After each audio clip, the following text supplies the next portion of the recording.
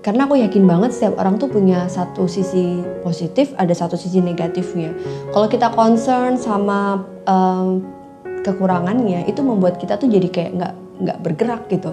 Tapi yang kita gunakan adalah pendekatan psikologi positif ini bisa dilakukan untuk membuat orang menemukan the best version of themselves, menemukan sisi terbaik dari diri mereka. Hai, assalamualaikum teman-teman semuanya. Apa kabar nih? Wah, ini kayaknya adalah episode yang paling banyak ditunggu-tunggu. Kenapa? Soalnya banyak banget DM, email, dan komen-komen yang muncul berseliweran dan menanyakan hal yang serupa. Mbak Ana tuh sebenarnya kerjaannya apa sih? Gimana sih caranya biar bisa jadi kayak Mbak Ana dan lain sebagainya. Well teman-teman, emang sih aku tuh agak-agak absurd ya, kayak kadang-kadang orang mengenal sebagai psikolog. Makanya kalau kalian nonton video yang Passion Journey, aku ngejelasin tuh di situ bahwa ya ada sebagian yang kenal aku sebagai YouTuber, psikolog, atau selebgram aja gitu ya. Oke teman-teman, sebenarnya aku tuh adalah seorang ibu dari 2 orang anak. Nah, terus selain jadi ibu, aku juga mendirikan kantor yang bergerak di bidang pengembangan sumber daya manusia, pengembangan manusia gitu ya, yaitu APDC Indonesia, Analisa Personality Development Center. Follow ya Instagramnya.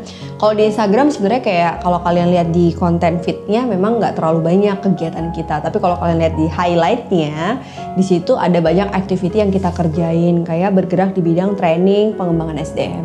Siapa klien kita? Klien kita itu mulai dari perusahaan, mulai dari company BUMN, swasta, bahkan multinational company, dan juga kementerian atau pemerintahan, dan sampai juga ke institusi pendidikan atau kampus. Terus ngapain aja tuh Mbak kalau training? Coba lihat deh kalian kegiatannya macam-macam nih. Mulai dari ada yang kegiatan 2 jam sampai ada kegiatan yang 2 hari untuk satu batch-nya, dan ada 10 batch selama satu periode gitu kan. Jadi memang yang aku lakukan itu adalah fokusnya analisa, ingin mengembangkan SDM dengan cara mencari sisi terbaik dari individu tersebut. Karena aku yakin banget setiap orang tuh punya satu sisi positif, ada satu sisi negatifnya. Kalau kita concern sama kekurangannya, itu membuat kita tuh jadi kayak nggak bergerak gitu. Tapi yang kita gunakan adalah pendekatan psikologi positif ini bisa dilakukan untuk membuat orang menemukan the best version of themselves, menemukan sisi terbaik dari diri mereka. Itu sebenarnya nggak sengaja sih ketika aku akhirnya bergerak di bidang yang tadi. Maksudnya nggak kebayang, walaupun in the future aku emang pengen seperti itu, tapi kayak alhamdulillah banget Allah tuh kasih semua itu tuh kayak lebih cepat daripada yang aku perkirakan. Jadi gini teman-teman, flashback dulu. Sebelum bikin APDC Indonesia, aku tuh kuliah di Magister Profesi Psikologi Klinis. Dan mengambil, itu mayornya, utamanya. Minornya ngambil profesi psikologi industri organisasi. Jadi dengan mayor klinis, minor PIO, aku concernnya memang gimana sih psikologi klinis ini bisa diimplementasikan di arah industri organisasi. Karena kalau di industri organisasi itu kita lebih ngebahas tentang struktur perusahaan, manajemen SDM, remunerasi, terus kayak reward punishment, corporate culture atau budaya perusahaan, kayak gitu-gitu tuh PIO banget. Nah, tapi klinis ini lebih ke gimana sih seseorang itu well-being ketika dia kerja. Itu concern aku sebenarnya, mayorku atau fokusku di situ. Nah, flashback lagi, waktu lulus jadi psikolog, aku juga sempat kerja di salah satu di salah satu rumah sakit di Jogja. Terus kayak selama hampir 5 tahun aku praktek di satu poli, yaitu poli anak dewasa, dan di situ cuma ada 2 psikolog nih. Jadi memang kasusnya cukup menarik, cukup bikin aku banyak belajar. Dan jujur karena memang di rumah sakit itu kasusnya beragam, dari yang neurotik atau kecemasan biasa sampai ke psikotik yang mulai ada halusinasi. Jadi banyak belajar di ruangan praktek itu, sampai pada akhirnya memang aku memutuskan untuk berhenti dulu praktek di rumah sakit. Tapi ini lagi aku urus lagi izinnya. rehatnya aku kemarin praktek di rumah sakit ini tuh banyak yang aku lakuin teman-teman. Salah satunya bikin channel ini, salah satunya lebih banyak training di perusahaan-perusahaan gitu. Nah tadi kan S2-nya yang aku ambil ya. Jadi aku itu flashback lagi waktu itu ambil S1-nya di Fakultas Psikologi. Jadi buat teman-teman yang pengen tahu caranya gimana buat jadi psikolog, ini dia. Ketika kamu lulus SMA, kamu lihat aja fakultas yang mau kamu ambil. Nah, kebetulan aku tuh waktu SMA baca buku temenku, terus kayak awalnya aku tuh pengennya jadi PR.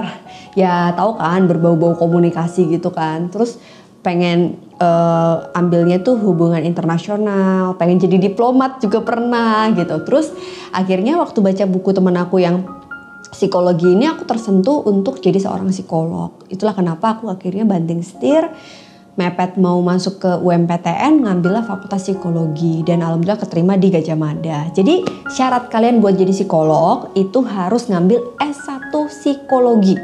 Pertanyaan yang sering datang itu adalah kalau aku S1-nya nggak psikologi, boleh nggak jadi psikolog? Enggak boleh. Selesai ya. Jadi kalian kalau S1-nya bukan psikologi nggak boleh jadi psikolog. Kalian bisa jadi ilmuwan psikologi dengan ngambil S2 psikologi, tapi S1-nya harus jadi mahasiswa psikologi. Pertanyaan kedua, ambil S2-nya apa Kak? Karena di psikologi itu ada yang Master of Science untuk jadi ilmuwan, ada yang jadi profesi psikologi buat dapat izin praktek. Nah, kalau Ikatan Himpunan Psikologi Indonesia, yaitu mereka lebih fokusnya pada ini nih, kalau mau jadi profesi psikologi ya harus ngambilnya profesi psikolog. Jadi itu dalam kode etiknya.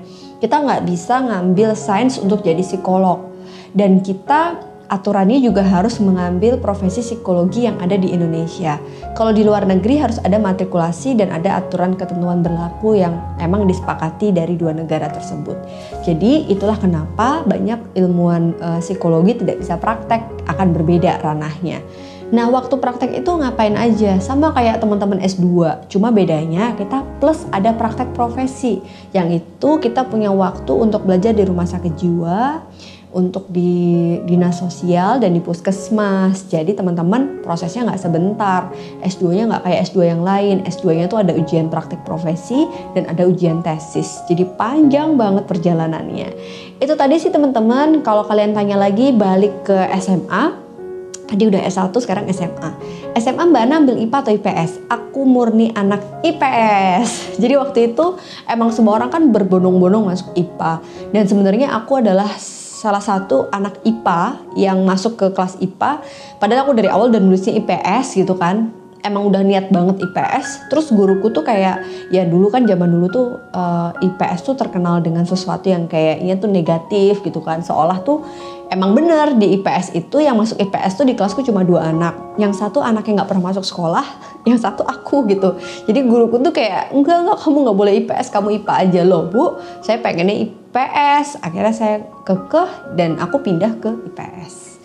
Nah ternyata aku ngerasa bersyukur banget masuknya IPS karena relate banget teman-teman. Walaupun di Fakultas Psikologi di UGM kita juga belajar tentang faal, biologi, ada pelajaran IPA, tapi tuh gak seribet itu kok. Kita di SMP juga dapat pelajaran biologi. Nah tapi lebih bedanya kalau kita ambil IPS SMA-nya kita belajar ilmu sosiologi. Itu akan kepake banget di Fakultas Psikologi. Waktu SMA karena aku ambil IPS aku dapat ilmu ekonomi. Itu akan kepake banget di ilmu psikologi karena ekonomi juga relate sama kehidupan manusia. Karena di IPS aku dapat antropologi dan itu sangat kepake banget buat kita di Fakultas Psikologi. Jadi kalau buat kamu yang sekarang baru mau masuk penjurusan IPA IPS dan pengen jadi seorang psikolog, suggest aku sih ambilnya penjurusan IPS. Itu aja sih kalau SMP, SD kebanyakan nanti ya dan agak kurang relate. Tapi aku di sini pengen ceritain perjalanan karir aku. Dan untuk mendirikan perusahaan sendiri itu nggak mudah teman-teman. Prosesnya sangat luar biasa. Aku juga masih belajar sampai detik ini pun aku ngerasa masih belum bisa sempurna untuk jadi seorang entrepreneur dan juga founder di perusahaanku. Ketidaksempurnaanku itulah yang ngebikin aku terus mau belajar. Dan itu sebenarnya kunci kita untuk sukses di kedepannya. Thank you ya untuk para calon psikolog dan juga para ilmuwan psikologi. Nggak masalah. Kita harus berkolaborasi, bukan saatnya menjatuhkan. Dan yang pasti jangan lupa bahwa psikologi akan selalu ada dalam setiap kehidupan manusia. Jadi bidang pekerjaannya banyak banget, asalkan kita bisa menciptakan peluang dan gak boleh complaining terus terhadap kesulitannya, karena kuliahnya juga susah loh. Oke, thank you ya teman-teman, sampai jumpa di episode berikutnya. Kalau kamu pengen nanya, silahkan tanya di komen di bawah ini. Dan kalau kamu ngerasa ini relate banget sama temen kamu, sahabat kamu yang pengen jadi psikolog, yang pengen punya bisnis di bidang psikologi, kamu bisa tanya-tanya juga di APDC Indonesia, karena kita banyak bikin kelas webinar juga di sana. Terus kamu juga bisa follow Instagramku analisa.widyaningrum. Tag kalau kamu udah nonton video ini dan kasih manfaatnya sebanyak-banyaknya kepada orang di dekat kamu. Assalamualaikum.